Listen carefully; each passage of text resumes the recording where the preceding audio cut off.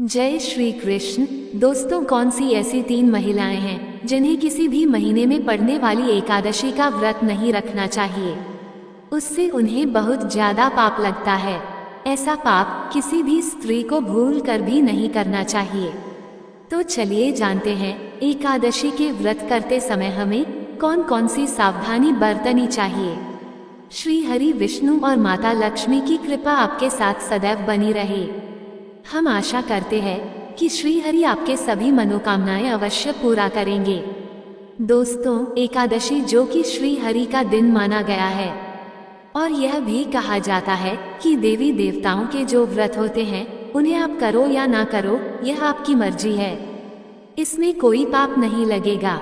लेकिन अगर आप एकादशी के व्रत को करते हैं तो बहुत ध्यान रखना पड़ता है, क्योंकि इस दिन अन्न में कलयुग का निवास होता है। जो व्यक्ति इस व्रत को पूरी श्रद्धा से और सही तरीके से पूरा कर लेता है तो भगवान श्री हरि उसके सारे दुखों को खुद दूर कर देते हैं। उसके जीवन में कैसी भी बाधाएं उत्पन्न होती हो, आप चाहे कितने भी गरीबी में क्यों ना हो, श्री हरि आपको इन सभी दुखों से बाहर निकाल देते हैं। जैसे मानो एक जादुई तरीके से श्री हरि ने आपका हाथ पकड़ लिया हो और आपको शुभ फल देते जा रहे हो। लेकिन ये तभी संभव है जब आप इस व्रत को सही तरीके से करें, क्योंकि अगर सच्ची श्रद्धा ना हो तो आप इस व्रत को भूल जाओ, क्योंकि शास्त्रों में इस व्रत को अहम भूमिका दी गई है। इस व्रत को करने वाला व्यक्ति माता लक्ष्मी की कृपा का लेता है। लेकिन इसी के साथ ही घर में ऐसे 3 महिलाएं होती हैं जिन्हें एकादशी का व्रत गलती से भी नहीं रखना चाहिए, अन्यथा श्री हरि क्रोधित हो जाते हैं और माता लक्ष्मी भी रुष्ट हो जाती हैं। आप इस वीडियो के माध्यम से अपनी गलतियों का सुधार कर सकते हैं, अन्यथा ऐसी गलती करने वालों को नरक में भी जगह नहीं मिलती है। दोस्तों, हम आपको एकादशी पर किए जाने वाले विशेष उपाय बताएंगे, जिससे आपकी आर्थिक स्थिति में भी सुधार होगी, जिसके कारण माता लक्ष्मी दोनों हाथों से आपके जीवन में धन की वर्षा करेगी। यह उपाय एकादशी के दिन ही करना होता है।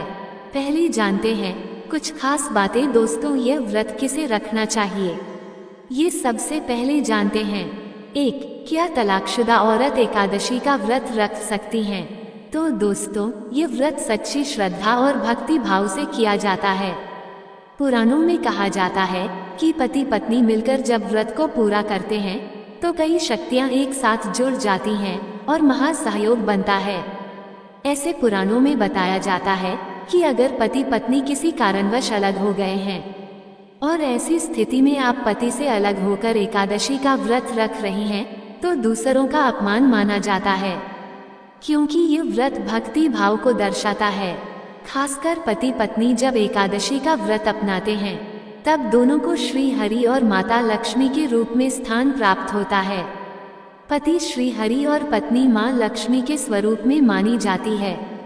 और दोस्तों, ऐसे में अगर आप अपने पति से अलग हैं और एकादशी का व्रत करते हैं तो इसे घोर पाप माना जाता है। श्री हरि क्रोधित हो जाते हैं और आपका व्रत भंग का हो जाता है। इसलिए तलाकशुदा औरत को एकादशी का व्रत कभी नहीं करना चाहिए। व्रत आप तभी करें जब आप अपने पति के साथ प्रेम भाव से रह रही हो हैं। क्रोध में आकर पति से अलग होकर इस व्रत को नहीं किया जा सकता है, क्योंकि इस व्रत में मुख से गाली देना भी पाप माना जाता है। एकादशी पर जो भी व्यक्ति गाली देता है उसे कुत्ते की योनि प्राप्त होती है, गधे की योनि प्राप्त होती है, सांप की योनि प्राप्त होती है। दोस्तों, देखो, एक होता है प्रसन्न मन, यानी मन से आप दोनों ने एकादशी का व्रत किया तो बहुत ही शुभ कार्य माना जाता है। एक होता है क्रोध में, जब दोनों पति पत्नी अलग हो जाते हैं तब व्रत रखना अलग बात होती है, उसे शुभ नहीं माना जाता है।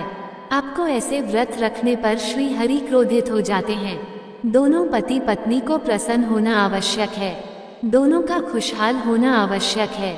मान लीजिए पत्नी घर पर अकेली है, यदि पति बाहर हो तब ऐसी स्थिति में पत्नी को एकादशी का व्रत अवश्य रखना चाहिए। ऐसा व्रत भी मान्यता पूर्वक स्थिति में होता है। 2. क्या मासिक धर्म में एकादशी का व्रत कर सकते हैं? देखो, वैदिक रीति रिवाज के अनुसार मासिक धर्म के दिनों में औरतों को धार्मिक कार्यों से दूर रहना चाहिए। इन दिनों में महिलाओं को मंदिर जाने की भी इजाजत नहीं होती है। साथ ही साथ पूजा पाठ का सामान और मूर्ति को हाथ लगाना भी अशुभ कहा गया है। तो मासिक धर्म के समय महिलाओं को पूजा पाठ करने से मना तो किया गया है, लेकिन अगर व्रत के बीच किसी महिला को मासिक धर्म आ जाए तो व्रत तोड़ने की कोई आवश्यकता नहीं है। आप बाकियों से दूरी बनाकर सभी नियमों का पालन करें। पूजा पाठ से दूरी बनाकर अन्य नियमों का ठीक वैसे ही पालन करें जैसे कि हर दिनों में करती है। ऐसे में आप पूजा पाठ किसी दूसरे से करा सकते हैं। इससे भी आपको व्रत का उतना ही फल मिलेगा जो शास्त्रों में बताया जाता है, क्योंकि यह प्रकृति का चक्र है। इसमें इंसान का कोई हाथ नहीं होता और ना ही इसमें कुछ गलत है। किसी भी कार्य या ईश्वर के प्रति आस्था इंसान के मन और विचारों से जुड़ा हुआ है। शरीर तो सिर्फ एक जरिया है, इसलिए पूरे मन और श्रद्धा से महामारी के दिनों में भी आप अपनी परंपराओं को बरकरार रखकर सभी नियम और कानून का पालन कर सकती है।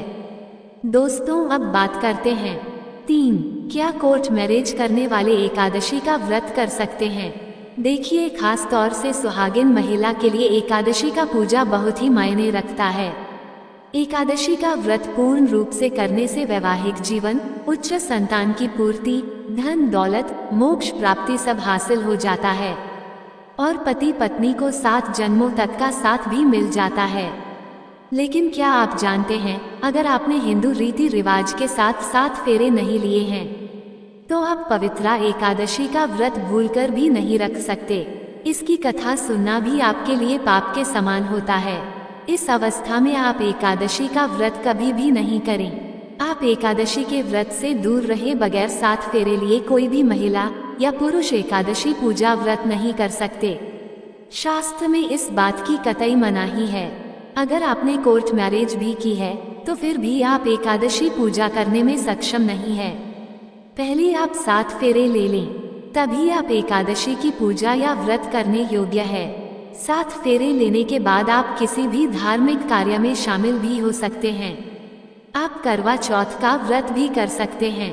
दोस्तों, और अगर आप शास्त्रों के विरुद्ध ऐसा करते हैं तो घोर पाप लगता है। तो दोस्तों, ये थे वह 3 औरतें जिन्हें एकादशी का व्रत भूलकर भी नहीं करना चाहिए, अन्यथा श्री हरि और माता लक्ष्मी क्रोधित हो जाते हैं और काफी परेशानियां होने लग जाती हैं। दोस्तों, आपको ये जानकारी कैसी लगी कृपया कमेंट करके जरूर बताएं। वीडियो पसंद आया हो तो लाइक करें और ऐसी ही और भी बहुत सारी कहानियों को सुनने के लिए चैनल को सब्सक्राइब जरूर करें। धन्यवाद।